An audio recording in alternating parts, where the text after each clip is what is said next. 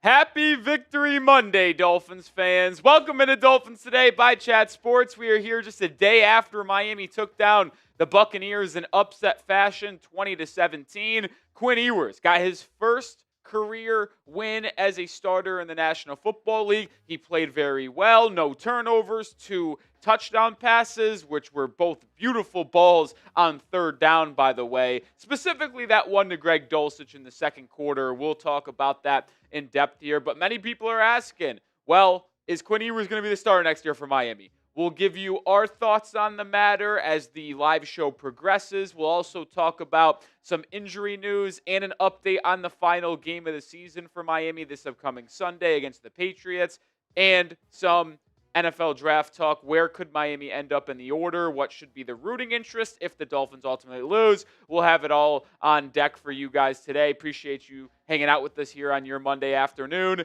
Shout out your city for me down in the comments section. Represent where are you watching from, folks. We got about 90-plus people in here in the first couple minutes of our live show. Let me know where y'all are tuning in from. It's certainly been an interesting past couple weeks in Dolphins land.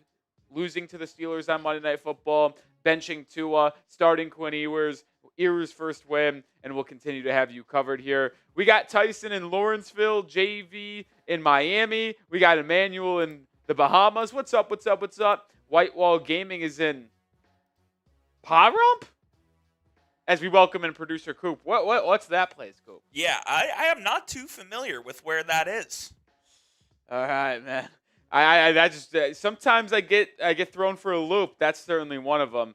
Williams in Cuba, Missouri. Didn't know there was a Cuba in Missouri. That's news about me. Clarky says roll with the kid in 2026. We'll talk about it. Deltona, Florida for Kenny. England for Clarky. Shout out to Clarky. What's my grade for Quinn against the Bucs? I gave him a B, a flat out B. Whitewall says hour north of Vegas. Oh, okay. Very cool. Okay. Christian in Virginia. Scott in Houston.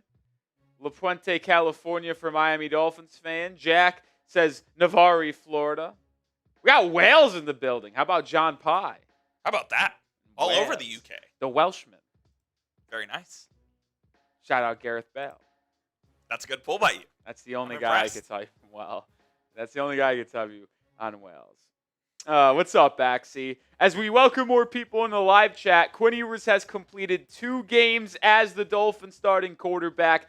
Don't grade him for the Tampa game. Don't grade him for the Cincinnati game. Grade him as a whole over the last 2 weeks. How would you grade Quinn Ewers? A, B, C, D, or F? You are allowed to do C-, C+. You know the whole deal. Coop, where would you grade Quinn Ewers through 2 weeks? If you average it out, as taking a holistic view, probably like a C+, I would say. If it was a scale of 1 to 100, the high 70s, I think is where I'd be. You saw some good. You saw why people have faith in him. You also saw why people were hesitant to draft him as well in both of these games. So I do think that there's a mix of good, there's a mix of bad, but I do think there's probably more optimism surrounding him than there was before his first start. I truly would actually agree with you, and very rare do we agree seldomly here, but I would give him a C+ as well, and I do feel better about him after this game than I did against Cincinnati because both defenses are really bad. The Bengals have a bottom 5 unit in the NFL. The Buccaneers, since week 8, they said it on the broadcast yesterday, have the worst defense in the NFL over the last 8 to 9 weeks. So certainly not the most difficult opponents for a rookie 7th rounder. But listen, I thought he showed a lot of calmness, a lot of confidence, a lot of poise in this game against Tampa Bay, and a couple high-level throws that led to touchdowns. So I'm certainly feeling good about him. I'm fascinated to see how he performs against the Patriots, who don't really have that much to play for anymore, if we're going to be honest. Yeah, they could still get the 1 seed, but due to the Bills losing yesterday, New England has the AFC East locked up, ending the Bills' 5-year streak as division champion. But also, it was announced that the Chargers are going to rest Justin Herbert and their starters against the Broncos this week, which means that as long as Denver doesn't shit themselves at home against the Chargers backups, they're going to be able to get the 1 seed pretty easily. So not much to play for.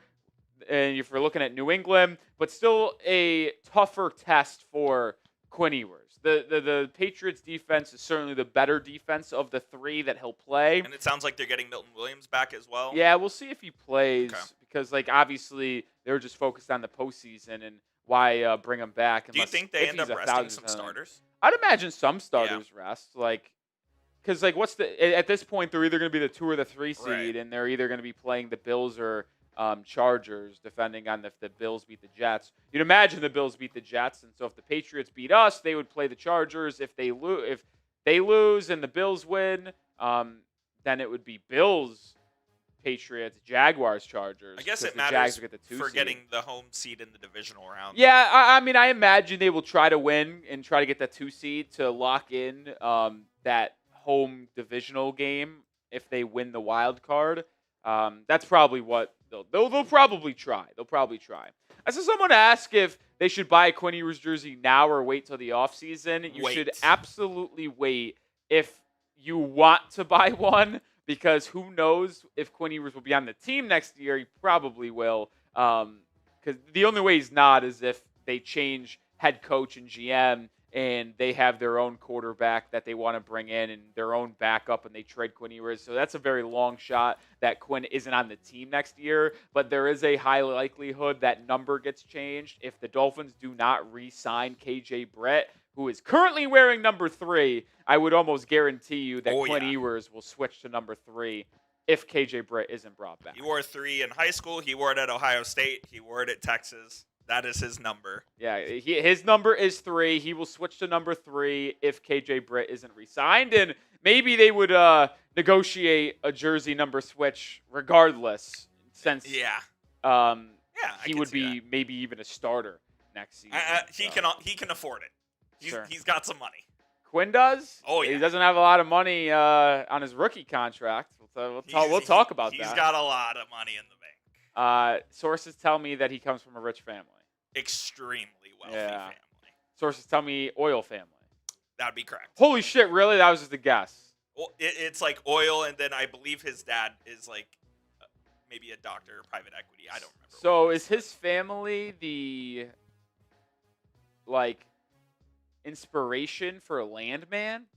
No. I don't quite think so. You should think Quinn should wear 15. I'll say this: 15 is better than 14.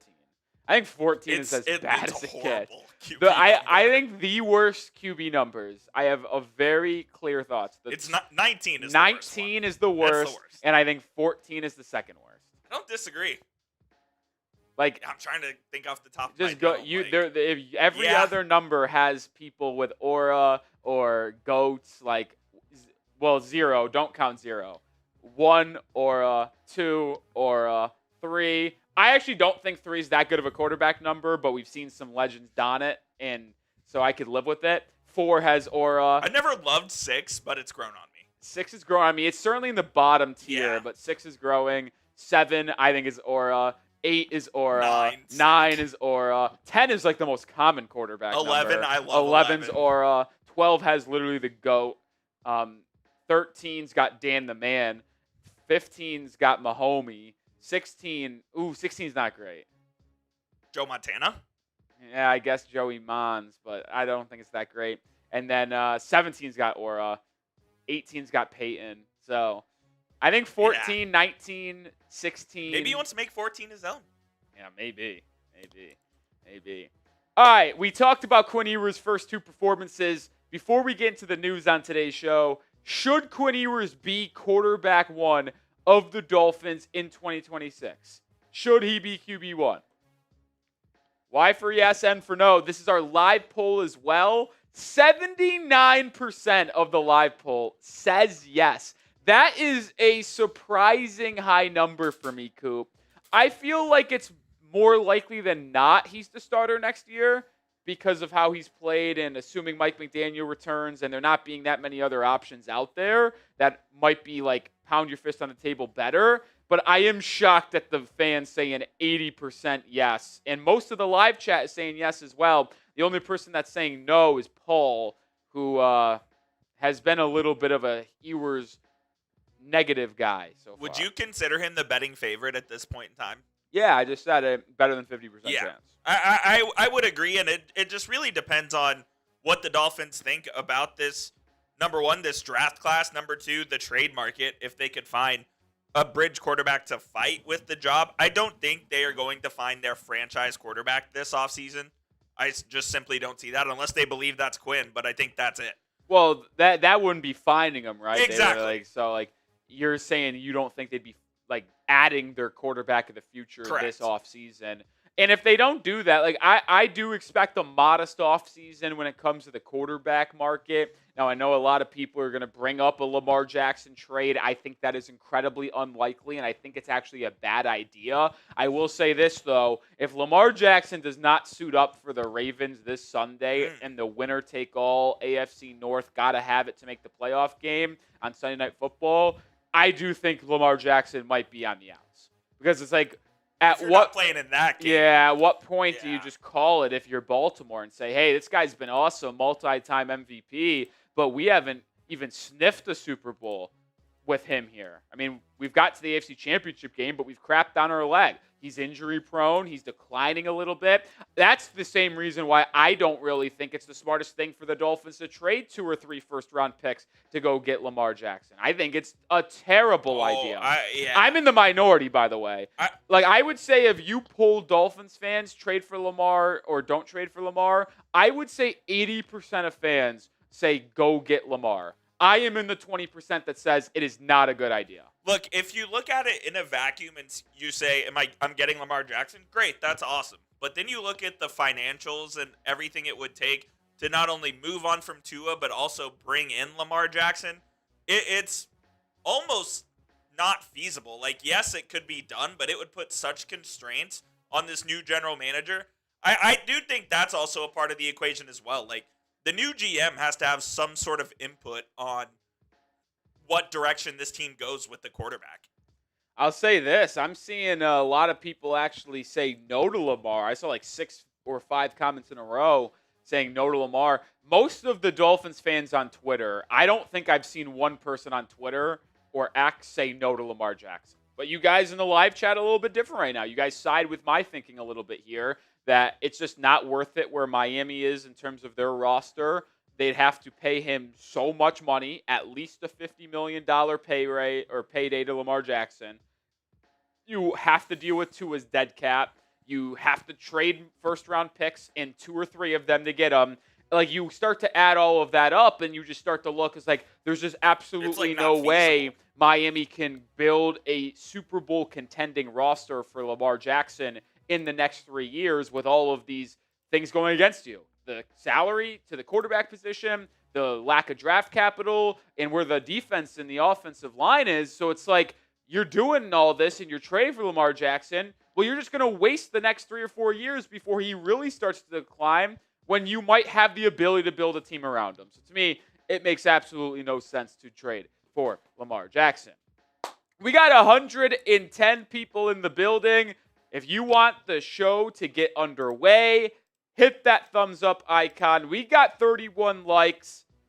Let's just get to 55. We get to 55 likes, we'll get the live show officially started. We're 22 away. We have a fun live show on tap for everybody here on a Victory Monday following Week 17. We got Miami Dolphins news around the NFL draft, around the Week 18 schedule for Miami as they travel to New England to play the Patriots, plus some injury updates. Quinn Ewers, as much as I'm talking about him today, I think he bailed Miami out going forward in the future. I'll explain why here in a second. But we're also going to do a Dolphins mailbag to round out the show as well. So if you want to get featured on a video in an episode of Dolphins Today and ask a question about Quinn Ewers, about the future, the draft, Tua, anything in between, feel free to do so. Use hashtag Dolphins or Super Chat to get on the mailbag. Super Chat guarantees you a spot on the mailbag. Hashtag Dolphins. Our software will pick it up. Coop will choose what questions make it through on the video that I ultimately answer, but wanted to answer your guys' questions as we ring in the new year and head into the final week of the regular season. So fire in those questions with hashtag Dolphins in the live chat or Super Chat. But remember, we got to get to 55 likes before starting the show. We're 5 away. We're at 50. Hit that thumbs up icon. Who are going to be the 5 people to hit that like button and get the show started? Come on. Hard to believe it's the final week of the regular season, man. Yeah, it's flown by. It's absolutely flown by. There's no doubt about it. There's no doubt about it. 4 likes away. It's been a very tumultuous season at times, Coop. It's been a very frustrating season at times. Well, most of the season. And then you'll reflect on it. It's like, oh my, we have 1 game left. Crazy. 1 game left. It's wild. All right, 3 likes. Come on. We got to get to 55. We're 1 like away. Who's going to be that 55th like? Who's going to be that 55th like? There we go. We got crossed it. 56 now. Time to get into the first segment on today's live show. Remember, though, I don't see any questions in the live chat. Start firing them in there. Hashtag Dolphins or Super Chat. Let's get a question in there as we get our first segment started on today's show. Coop, whenever you are ready. Let's dive right into it. All right, here we go, baby.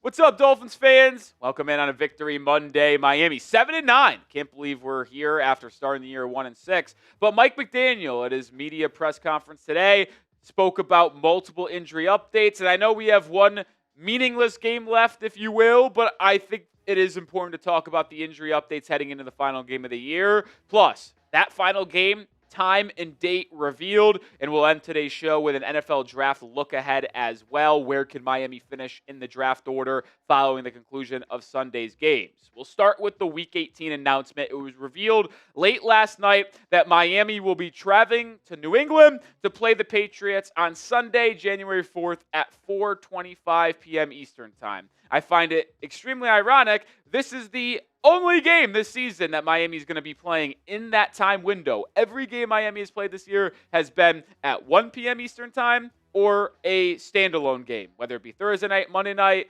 or the Madrid game on Sunday morning. It's going to be a fun and interesting final game of the year. The Patriots currently are 11.5-point favorites at home in this game. Miami obviously hasn't been playing for anything. The Patriots aren't really either. Like, the original idea of this game being fun is Miami playing spoiler, something that Miami has done in the past. I always remember, oh my God, I'm spacing on the year. I can't remember if it was, I think it was 2019, where Ryan Fitzpatrick goes into Foxborough and beats the Patriots with a touchdown pass to Mike Gesicki to force New England to go from the 2 seed to like the 3 seed, and then the Patriots lost to the Titans in the wild card round, if I'm not mistaken. But that really isn't going to change anything here. The Patriots already locked up the division thanks to the Bills choking against the Eagles on Sunday night, and with the Chargers resting their starters against the Broncos, it's unlikely the Broncos are going to lose, and New England could jump into that number 1 overall spot in the AFC and earn that bye week. So it feels like New England slotted into the 2 or 3 seed. So even if Miami wins this game, it doesn't really change anything for the Patriots season. So it's a little unfortunate we can't play a little spoiler. But let's finish the year strong here, folks. Remember, there is a new feature that was introduced about a couple months ago, hyping the video. If you're on your mobile app, just scroll down, scroll over, and hit that hype button. Let's get in the top 100 on this video. Let's go trending as we head into the new year. Help us out. Be greatly appreciated. All right, moving on to the injury updates. Jordan Brooks specifically, he left the game against Tampa Bay with a hamstring injury, and he is going to be day-to-day. Now, I am under the belief that is better served if Miami holds him out. And yeah, Mike McDaniel literally talked about how you can't ever tell JB to not play in a football game. But with these soft tissue injuries, is it going to kind of get worse to a degree where he would be out for the most of the offseason? No, but with this game not really mattering in any matter whatsoever, why push a guy to play when he's going to be playing at 60% with a soft tissue injury that most of the time is carrying with you for multiple weeks? Now, this is a guy who is literally an all-pro. It's a disgusting fact, and it's a disgrace that he was not voted to the Pro Bowl teams, but Pro Bowls are frauds anyway. Jordan Brooks should absolutely be either a first-team All-Pro linebacker or a second-team All-Pro linebacker. That's how good he's been this year. He's the NFL's leading tackler, so maybe that's some incentives for him to get out there and play to try to take that top spot as the tackler in the NFL, as well as maybe there is our incentives tied to like points per games as the defense. The issue is for Miami, though, KJ Britt is banged up too. KJ Britt is the backup for Jordan Brooks, that green or that not green dot guy. So with KJ Britt coming in and getting banged up too, you're like, oh my, we're really thin at linebacker this final week of the year. So maybe you see some practice squad elevations, but if not, Jordan Brooks might have to grit it out there alongside Tyrell Dodson and Willie Gay Jr. We'll still have to see what KJ Britt's status is for this final game of the year. Another player that might be out, might play, Minkah Fitzpatrick. It's unbelievable. He suffered a calf injury in that game against Pittsburgh, doesn't play against Cincinnati, doesn't play against Tampa Bay. They labeled him as week to week, and that makes sense, right? He misses multiple weeks. But then you would think, I just shut him down. No need to play him in the final game of the year against New England. And then Mike McDaniel says, well, he might play, and Minkah doesn't want to be shut down. I'll tell you what, my main takeaway from Minkah Fitzpatrick wanting to play and Jordan Brooks wanting to play in the final game of the year is not that these guys want to just play and just play football. It's what Mike McDaniel has done as head coach. And as much as I think he should be fired and how much I've kind of pushed for that this year, you have to acknowledge the culture he is creating. There are people in this building that absolutely refuse to roll over and refuse to quit. Jordan Brooks wants to finish out the year. Minkah Fitzpatrick wants to finish out the year. There has not been one game this season to me where I've looked at the team and said, oh my God, they've given up, they're turning on Mike McDaniel, and they don't want to be on the field. You can argue maybe a little bit of that second half against Cincinnati because the defense was just getting smoked after all the turnovers. But these guys are playing hard. And I do have to give McDaniel some credit for keeping the locker room together and keeping these guys organized and creating a culture where people refuse to quit. There's a lot of deficiencies with Mike McDaniel, but his ability to keep the locker room intact this year, it is pretty impressive. More to get to here in a second, but this episode is brought to you by Prize Picks. The holiday season is coming to a close, but hey, you could still try something new, and a lot of people are starting something new in this upcoming week, and it's good to start on Prize Picks where it's good to be right. High-pressure playoff matchups every weekend and elite hoops action almost every night. The action never stops, and Prize Picks lets you take control. How about this new feature? Social feeds. You can share Prize Picks with your friends and copy lineups from winners with a single click. Copy lineups you like or use them as inspiration for your own picks. You can even follow Prize Picks partners like us and tailor fade our picks with just one click.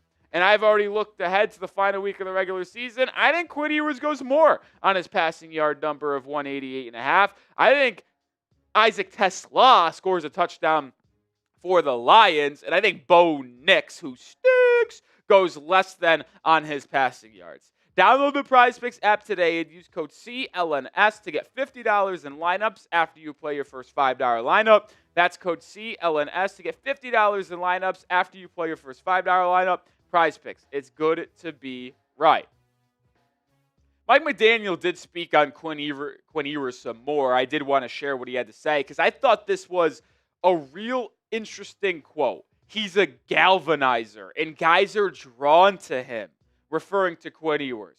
I truly do think, I mean, the kids, and I'm 25, so I can't say the kids like that, but they always say aura, right?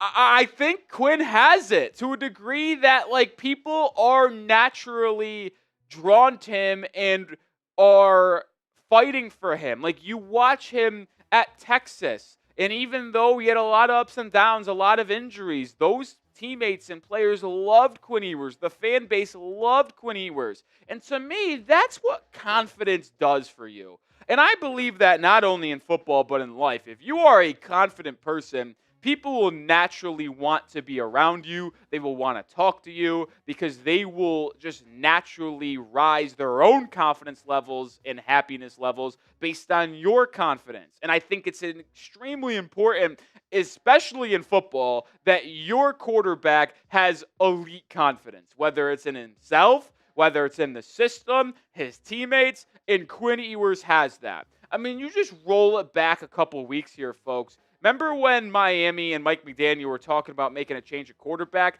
They frequently use this phrase of conviction in their quarterback play.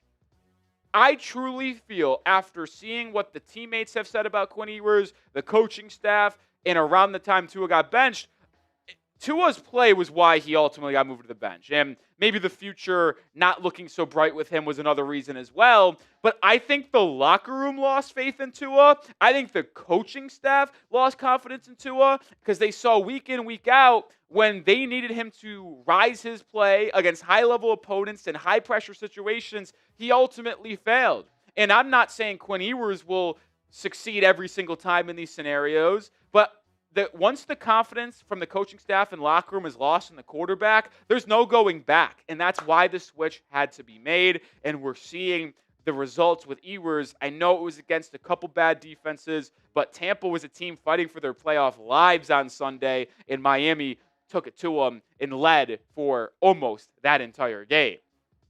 Be the teacher, though. Quinn Ewers has played 2 games for the Miami Dolphins as their starting quarterback.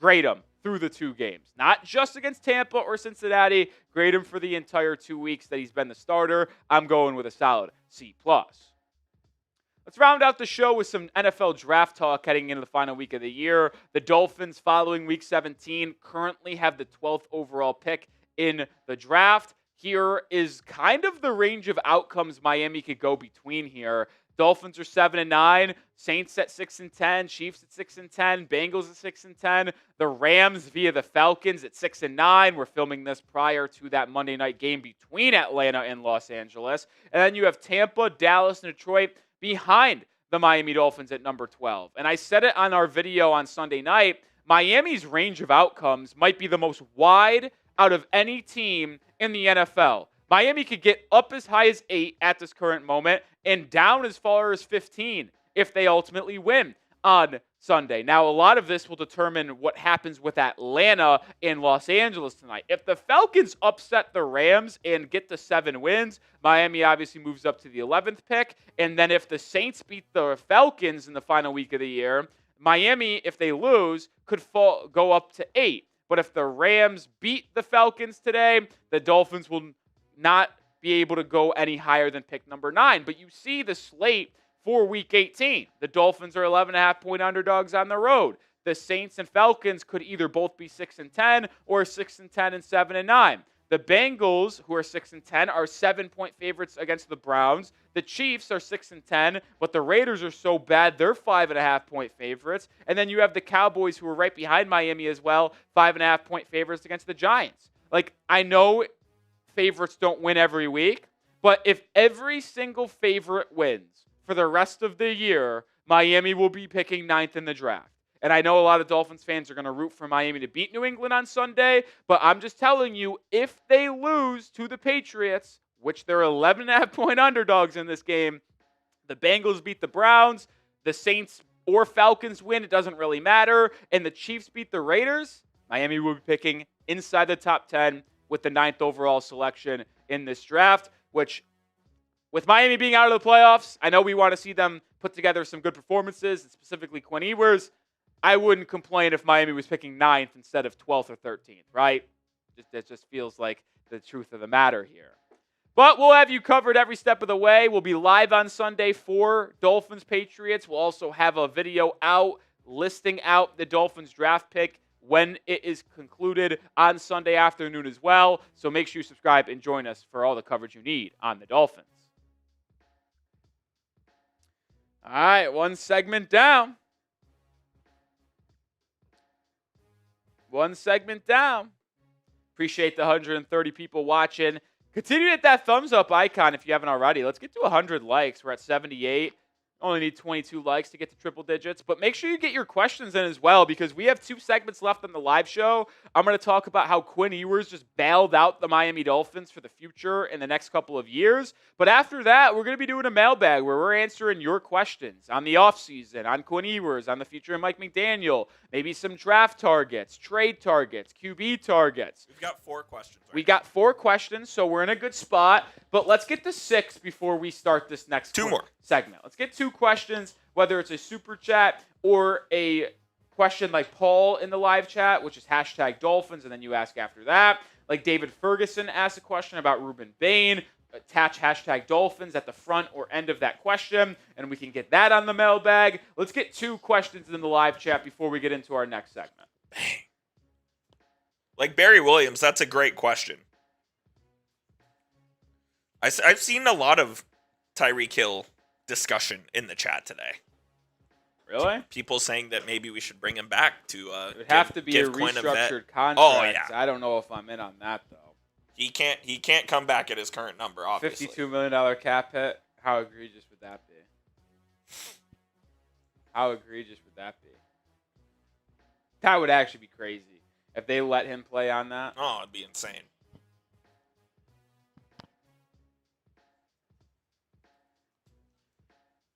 Shout out, David. We see your question. Here you go. There you go. I love it. Love it. Love it. Oh, yeah. Let's get one more before we get into our next segment on Quinn Ewers. David got our 5th question is, who's going to get our 6th question is? And I see Jose says Ewers is another Purdy. Well, you would hope he's another Purdy. I mean, that's best case scenario. Right. Chris Murphy with a question. All right, there we go. I like that. That's good. It's a great question. We got some good questions coming in today. Oh, man. All right. Let's do it, Coop. I don't know how I ended up here on my laptop. I was on the Texans schedule. I don't know why. I don't remember why I was looking up. I don't even remember how I got there. Why was I looking at the Texans? I can't tell you, Coop. That's what I'm trying to tell you. That's what I'm trying to tell you. All right. Oh, Miami Dolphins fan 693. That's a great question. Use hashtag Dolphins. Got to use hashtag Dolphins or Super Chat. But with that being said, we got 6 questions. We got 7 questions. And then let's get into the show. Quinn Ewers pointing that first down. I'm telling you, he bailed out the Miami Dolphins. And not in the way of winning a football game on Sunday, but the way that this team is going to move forward in their roster construction. Because Miami does not have a lot of cap space. And with Ewers showing some promise, and that is at bare minimum what you can say, he's looked good at times. He's had some bad moves, but he's had a lot of good as well. He's displayed a lot of potential.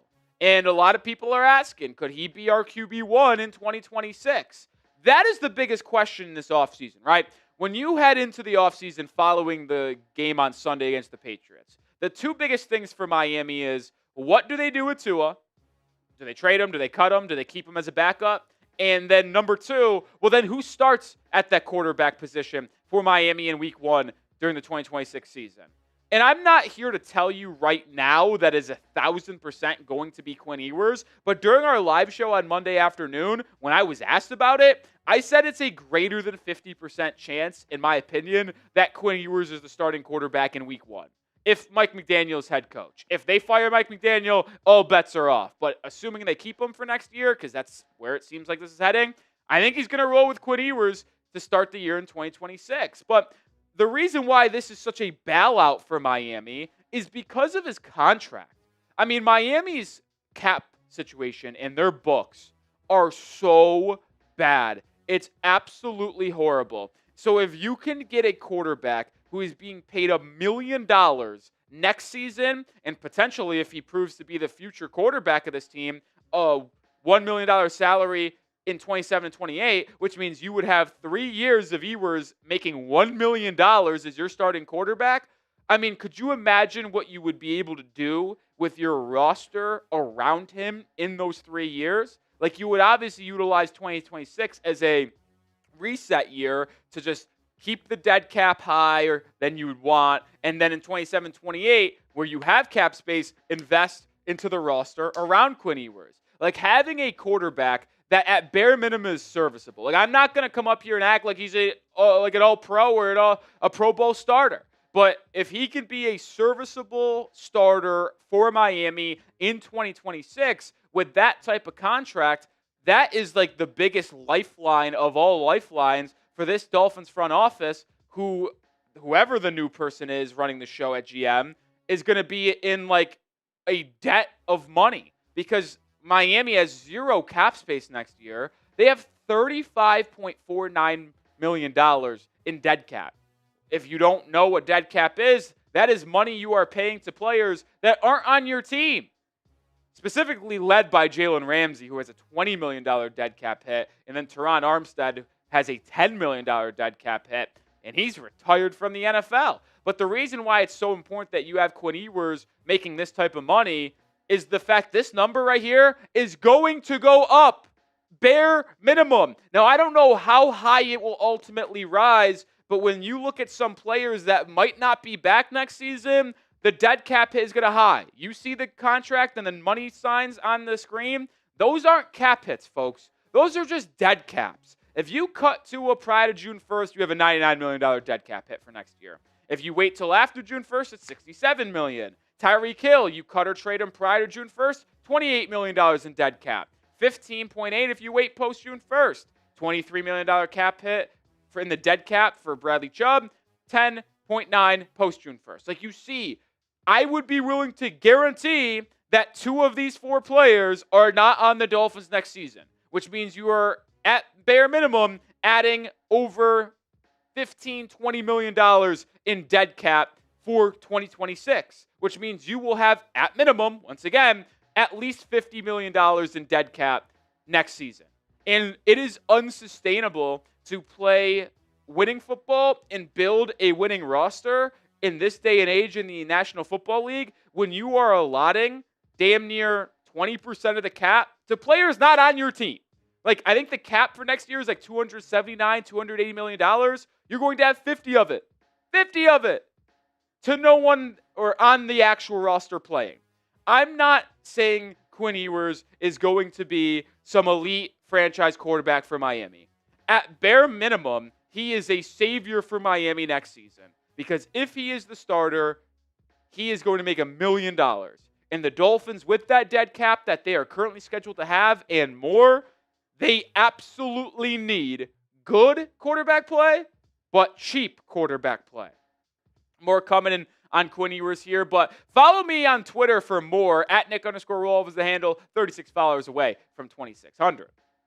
You look at what Ewers did in his first 2 starts against Cincinnati and Tampa Bay, and you did see some improvements from week 1 to week 2 as a starter. Both defenses are horrible. The Bengals are bottom 5 in the NFL. Since week 8, Tampa Bay's defense is actually last in the NFL, especially against the pass. He obviously threw a little bit less in this game against Tampa because the game script was more in Miami's favor. They got up early. They kind of ran the ball more, even though they didn't really move it a lot in the second half.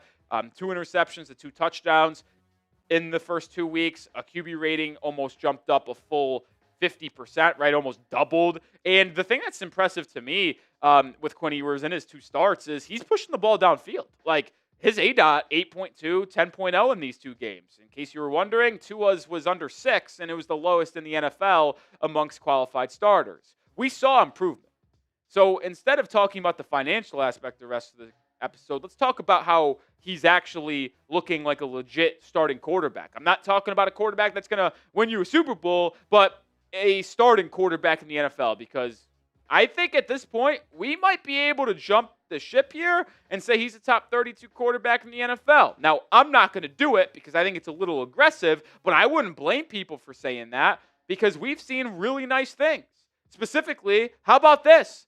Against Tampa Bay, the money downs, 3rd down, he was elite. He was 5 of 7 for 102 yards and 2 touchdowns. Now, obviously, the yardage is going to be inflated quite a bit with a 63-yard touchdown, but you take that away, he's still 4 of 6 for 40 yards or 39 yards on 3rd down.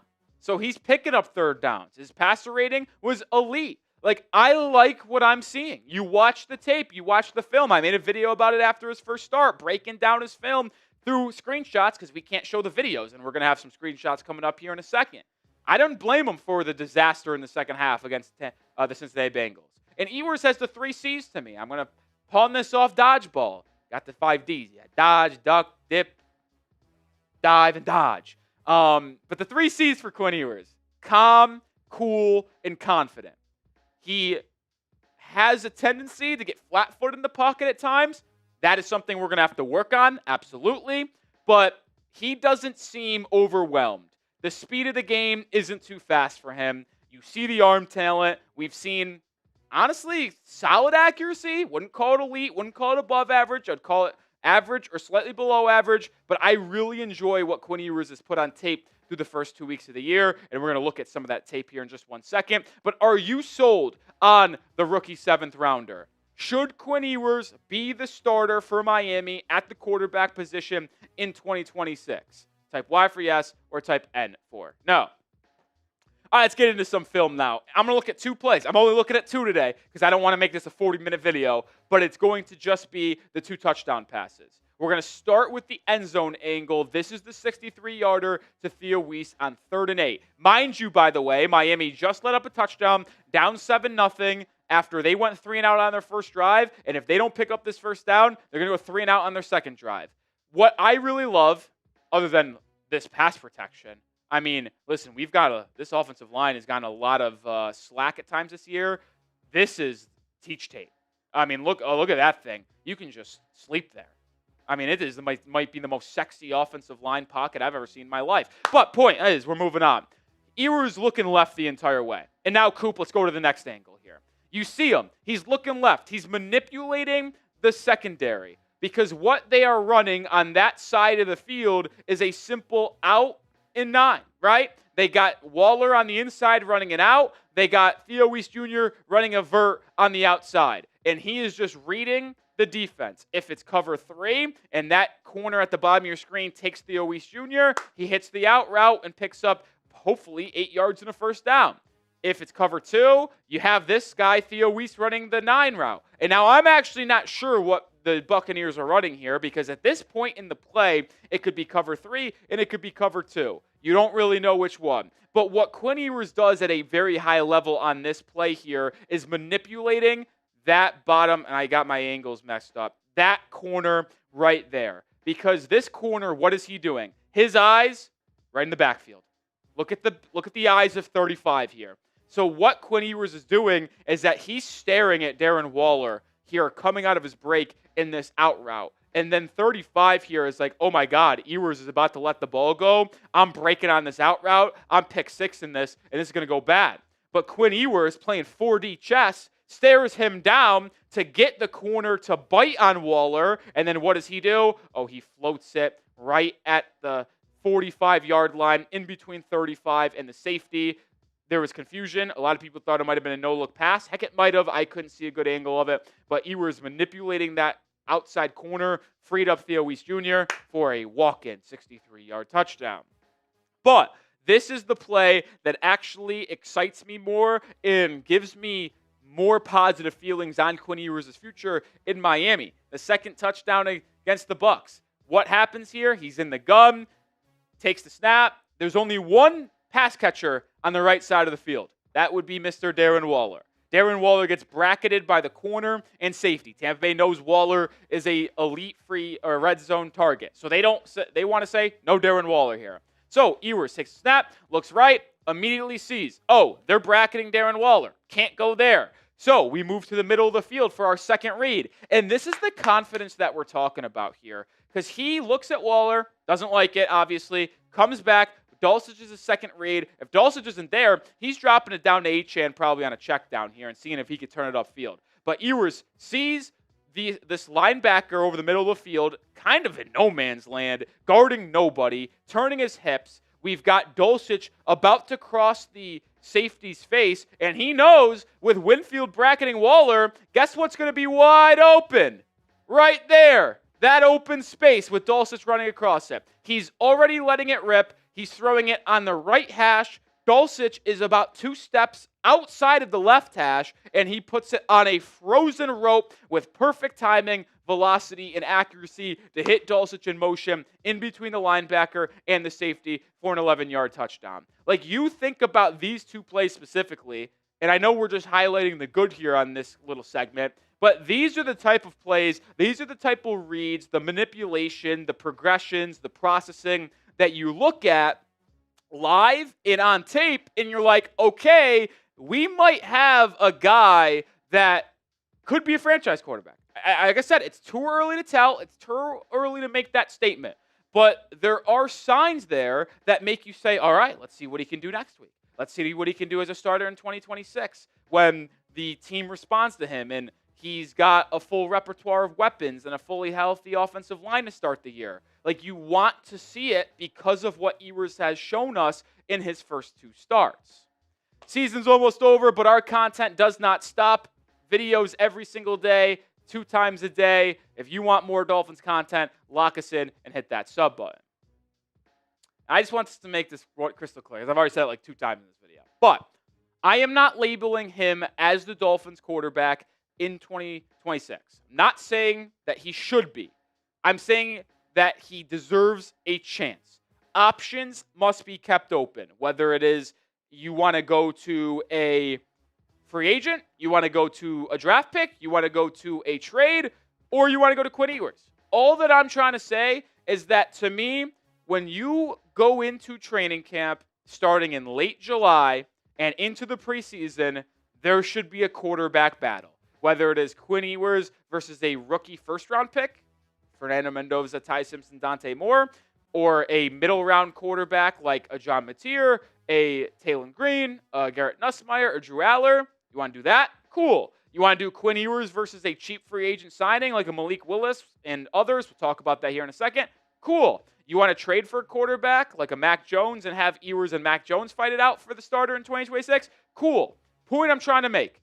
Based off what we've seen from Ewers in the final 3 weeks of the season, he deserves to at least have a shot to be the starting quarterback in 2026. He deserves the opportunity to have minds being open and be the quarterback for Miami, whether he has to win the job or he's handed the job.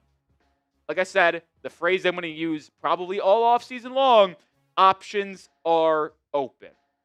And we're going to look at some of those other options. But, hey, holiday season and the Dolphins season ending here. Grab your Dolphins gear while it's on sale.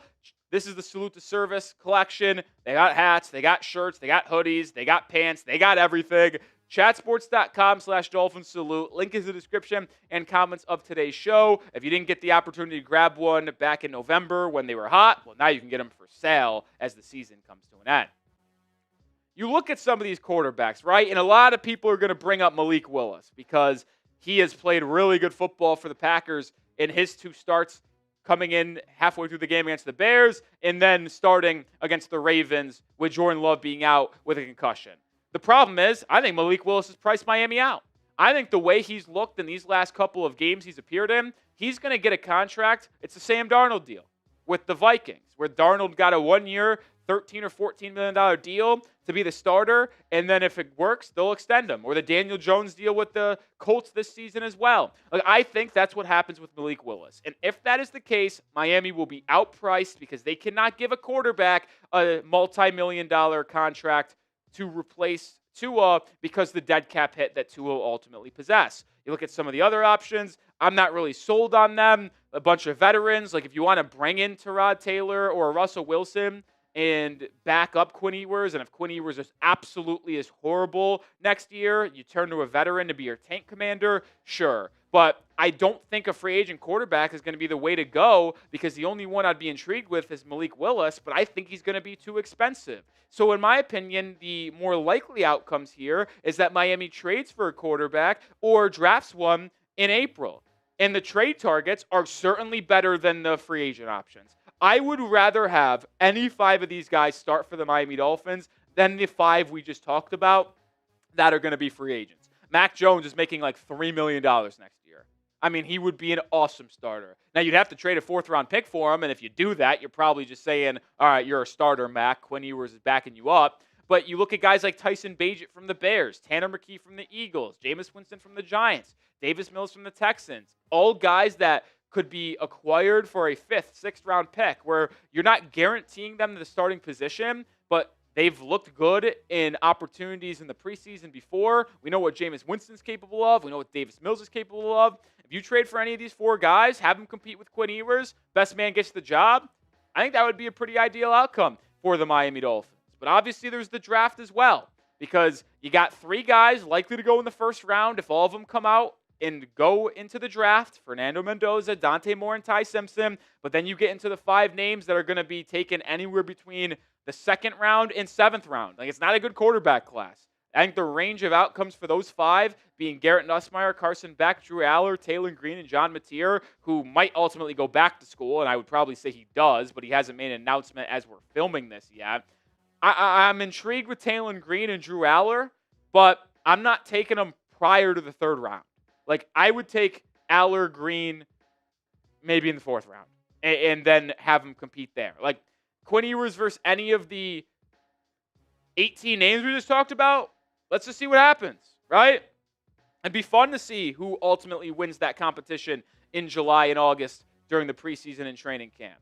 I think Quinn Ewers has a good shot to be the quarterback for Miami in 2026. And as I mentioned earlier in the video, that is a complete bailout for Miami as they are currently projected to have a lot of dead cap in 2026 as they kind of tear down this roster that has been over the last couple of years and try to usher it into a new type of light, if you will, in roster 2027 beyond.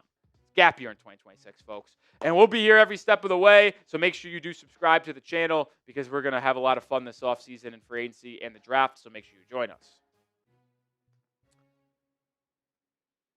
Woo!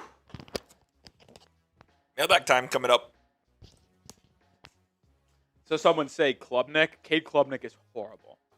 I would rather start Tua again. And I hate to give you credit, but you were on that before anybody else. I was.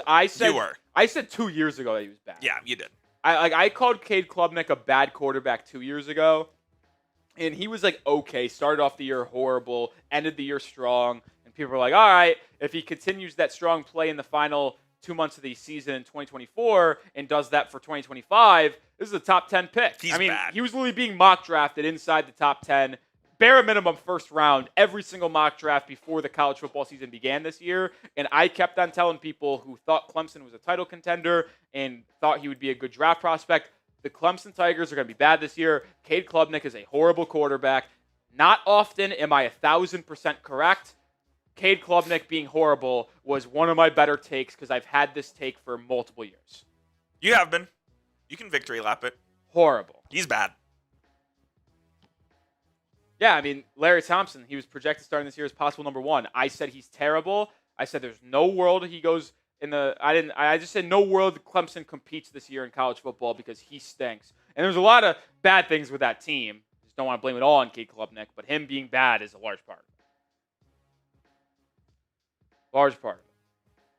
Final chance to get your question in for the mailbag coming up. It's a good question there from Card 3470. Someone says Aller's garbage. I don't disagree with you. I think Aller's pretty bad, but his talent is undeniable. I mean, he's big. He's got a cannon.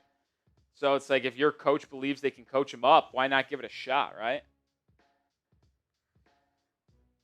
Just get that Woj. Yeah, that's what I got. That's exactly what I got, man. Oh, that's funny. It's freaking hysterical. Big game. Yeah. I mean, it's Smitty said it's over already. It is. It's 8-10 or bust for the Bonnies. Ooh. The loss to Ohio. It did you in, yeah. That's a quad 4 loss.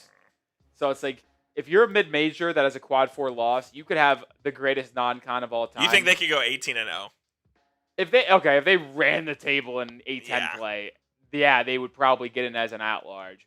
But assuming they go even 14-4, which would be an unbelievable non-con, they stand no chance because they lost to Ohio. Yeah. If they didn't lose to Ohio and went 14-4, I would say they'd probably an at-large. But it's 8-10 or bust.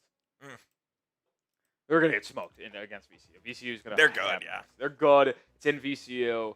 No chance. I don't know. Maybe the VCU players are looking forward to their festivities later that evening. You could say the same thing about the Bonds.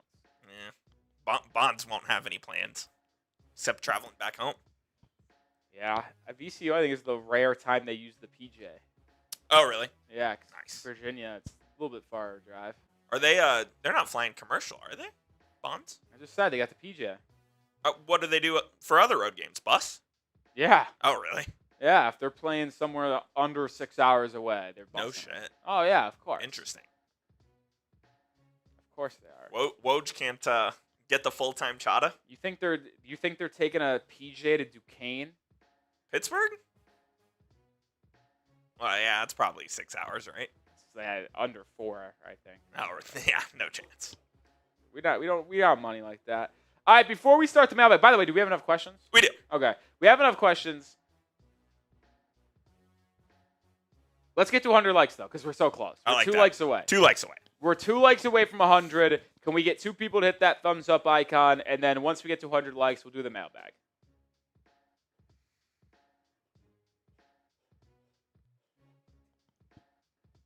Hit that thumbs up button. We're 1 like away. What are you laughing at? It's a great tweet. Because they're playing Georgia. That's good. The 4 quarterfinal games, 3 on Thursday, 1 on Wednesday. That's correct. Gotcha. Crossed 100 likes, appreciate you. All right, let's get into a mailbag here. By the way, this mailbag, we're filming it. Obviously, we're gonna put it on the channel on the New Year, January 1st. So when I say Happy New Year to start off the show, don't be alarmed. You're not 3 days in the future. Yeah. But use hashtag Dolphins if you want to get in the mailbag. Happy New Year, Dolphins fans. First video of 2026. And what better way to start it than why we do this? Talk and hang out with you guys. We're answering your questions with a mailbag edition of Dolphins Today. Wanting to start the year this way, so hopefully you're happy about it. And we're answering the first question from White Wall Gaming. Do you think Miami will be able to keep Anthony Weaver this offseason? I ultimately think they do.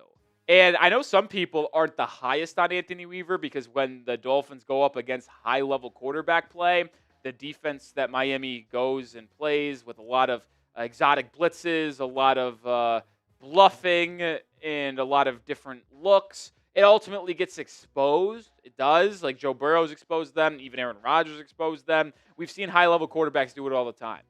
I still think Anthony Weaver is a really good coach, and I think he is going to be a head coach at some point in his career.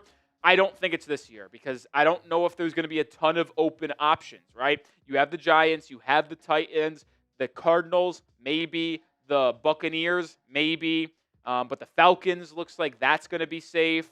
You have like the Bengals, that one looks like it's going to be safe. So I'm just unsure about the openings. And if there are only like 3 or 4 openings, I would assume it goes to like a Mike McCarthy, a Rob Salah, a Vance Joseph, Jesse Minter, a Chris Shula maybe. And I just think when you look down the list of head coach candidates, Anthony Weaver is probably down there at like 7 or 8 and is unlikely to get one because I don't know if the demand will be high enough to meet where Anthony Weaver is in the supply chain. Be the first subscriber in 2026. Why not? Listen, we're going to be here every single day during this year because we always are with live shows as well. We'll have you covered throughout the offseason. And we're going to be live on Sunday for Dolphins Patriots in the season finale. Subscribe, and maybe you're the first one of 2026. Jordan Murray. Yeah, I knew this one was going to come after the performance he had against the Ravens on Saturday night. Would you sign Malik Willis, the quarterback that was drafted by the Tennessee Titans out of Liberty, then was traded to the Packers? He's been Jordan Love's backup. He had a lot of promise. I mean, a lot of people thought he had the potential and talent to be a top-tier quarterback in the NFL when he was playing his final season in the CUSA for the Liberty Flames. But truth is, he didn't really display the accuracy and consistency required and fell to the day 2 portion of the NFL draft. But he has looked really good. I'm not going to deny that against the Ravens and against the Bears when he came in halfway through the game against the Bears for Jordan Love there. I think he outpriced Miami, though. I truly believe that he might get a Daniel Jones, a Sam Darnold type of contract from a QB-needy team. And what do I mean by that? I'm talking like a 1-year, $13 million deal. So where it's 1 year, you don't invest a lot, but you get a decent amount of money. If you play well, we'll extend you, which was the plan for the Colts and Daniel Jones. I know the Vikings didn't do it with Sam Darnold, but Willis is a little bit younger, and they didn't also have J.J. McCarthy, top 15 pick, waiting in the wings. But I don't think Miami can pay that. I don't think it's smart for the Dolphins to pay a quarterback potentially $15 million this season when they aren't going to be good and there's going to be so much dead cap because you potentially cut Tua. And even if you keep Tua, you're going to pay Willis $13 million when Tua is making $54?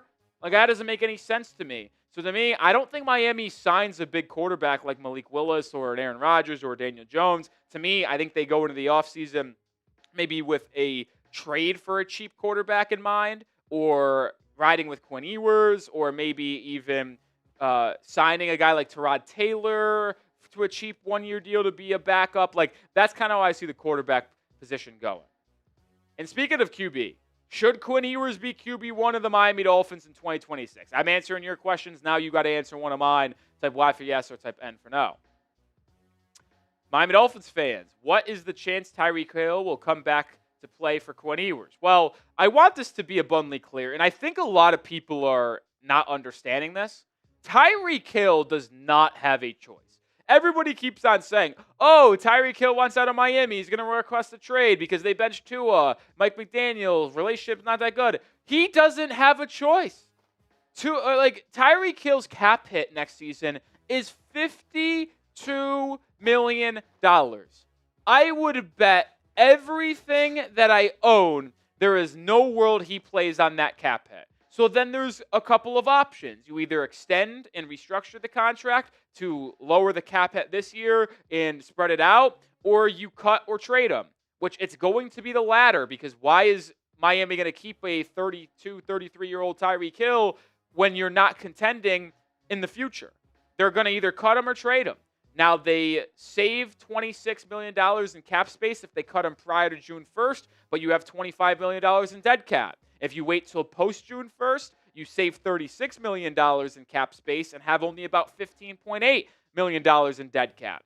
Tyreek Hill is not going to be a Miami Dolphin, and there's no hard feelings. Like, Tyreek had unbelievable career in Miami. One of the best receivers to ever put on a Dolphins uniform, without a question. Unbelievable. But the way Miami's kind of roster build is heading and his current cap number, there's just no chance and no way that Tyreek Hill plays on the Miami Dolphins in 2026. I think people need to understand that it doesn't matter how good Quinn Ewers is, Tyreek Hill will not be here in 2026. Well, you know who will be here in 2026? That is Prize Picks. And if you want to start something new this upcoming year, well, Prize Picks is a great way to do it, because we got elite hoops every night, high-pressure playoff matchups, the action never stops, and Prize Picks lets you take control. They have early payouts, so if your player and your entry gets off to a hot start, you may now have the option to cash out those winnings before the game even finishes. And I know, fantasy football season, it's over. All leagues are pretty much done. But with Prize Picks, you don't have to wait until next year's draft to keep playing fantasy. Lets you play fantasy football every week, even in the playoffs. Just pick your favorite players and pick more or less on their projections. No draft required. I'm already looking ahead to the final week of the regular season. More than Quinn Ewers passing yards. I do think he goes more in the finale. I think Isaac Tesla scores a touchdown, especially against that Bears defense that isn't very good. Lions will likely be trailing, and Tesla will probably get a lot of playing time. I'm going to go with less than on Bo Nix passing yards as well in this game. They're probably going to get up early against the Chargers and run the ball a ton. Download the Prize Picks app today and use code CLNS to get $50 in lineups after you play your first $5 lineup. That's code CLNS to get $50 in lineups after you play your first $5 lineup. Prize Picks. It's good to be right. Chris, after seeing what the Texans have done with that defense, should we prioritize bulking our defense in the draft and seeing what our offense can do with a big arm with Ewers? Oh, absolutely. But Chris, this shouldn't need to be a blueprint thrown out there by the Houston Texans. I've been saying it for the past month. When you look at the needs for this Miami Dolphins football team from 2025 to 2026, the biggest needs are all on the defense. Edge rusher is the biggest need for Miami because Chop Robinson did nothing this season, and Bradley Chubb is likely on the out. So who is going to rush the passer for Miami next year? They got to really address that this offseason.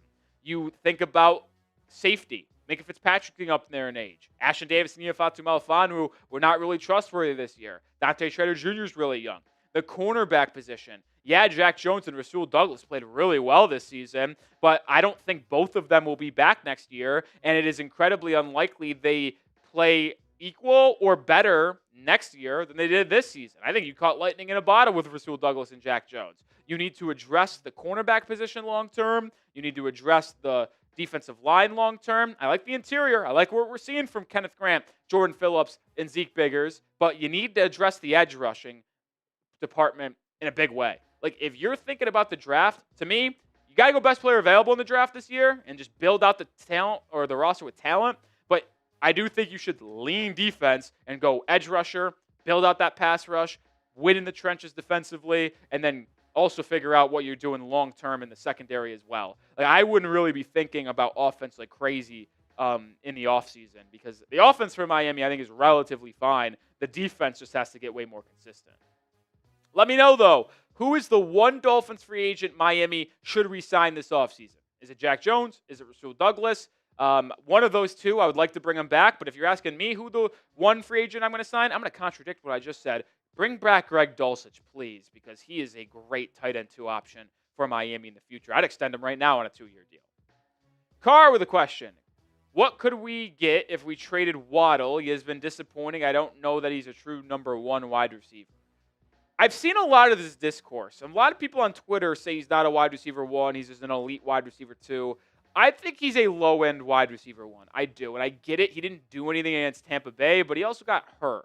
You remember the first month after Tyreek Hill got hurt, what his numbers were? He put up 80 yards and a touchdown against the Panthers. He did the same thing against the Chargers. He did the same thing against the Falcons. Jalen Waddle has wide receiver 1 capabilities. I think he's going to have 1,000 yards this year. He might not actually after putting up a donut in this game against Tampa with the injury. I'm going to see where he is in his numbers. Jalen Waddle, yeah, because he had 0 yards, he's 90 away from 1,000. He's at 1,000 every year of his career besides last year. So I certainly can understand why people are getting concerned, and we've just seen him get banged up at times throughout the course of the season in games, but he doesn't miss that much time. To me, I understand why you'd want to trade him, but I also think all 32 teams in the NFL wanted Jalen Waddle. So why are you trading him? It's not a bad contract. He's making mid to high 20s this year and then low 30s in his final 2 years of the extension. I just don't think you trade Jalen Waddles. I get it. I do. And to get a first-round pick potentially, I just think it's a bad idea. Clarky, what do you make of the difference in operational efficiency with Quinn in the team compared to Tua? I haven't noticed hardly any issues with getting the play calling on time. I've seen people talk about this. I have. There's been no delay of games over the last 2 weeks. There has been no timeouts because they didn't have enough time to get set. There hasn't really been any illegal formations or illegal shifts. The only pre-snap penalties that we've had are false starts. I truly do believe that the operation has been smoother. I don't know what it is.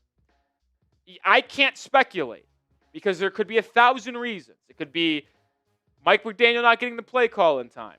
It could be Tua not understanding the play call and not relaying it to the team fast enough. Like, there could be 1,000 different things that ultimately lead to procedural issues before the snap. Is it better with Quinn Ewers over the last 2 weeks than it was with Tua? Absolutely. But I can't tell you why that is. I can't. And anything else would be pure speculation, so I won't do it. All right, I'll do it for today's episode of Dolphins Today. We appreciate everybody for coming in and asking some questions. We'll certainly have more mailbags throughout the new year, so if you want to be involved in them, make sure you join us during our weekly live shows. And you can't join us unless you're subscribed and have your notifications turned on, so do that right now. All right. That'll do. Mailbag done. Live show complete. All 3 segments done. We worked with efficiency today, Coop, and we had to because I am going live on the Heat report for our Heat Nuggets tonight. That'll be a good game. Yeah, we go live in an hour there, so I got to hop off here, National? eat my dinner. No, it's not. And then get that show prepped for. So we're going to sign off here pretty early. Appreciate everybody who joined us on today's live show. Pretty solid audience here. One of our better Monday live shows in the past month or so. Yeah, we did. Yeah, that's why we got one last week, though, too. Oh, yeah. So appreciate everybody for hanging out with me and Coop here on this Monday afternoon. Enjoy the rest of your week. Enjoy New Year's Eve. Stay safe. Enjoy New Year's Day. Enjoy the college football playoffs. We'll be live next on Sunday against the New England Patriots for the season finale. We'll have videos out every single day between now and then. So peace out, and as always, go Fins.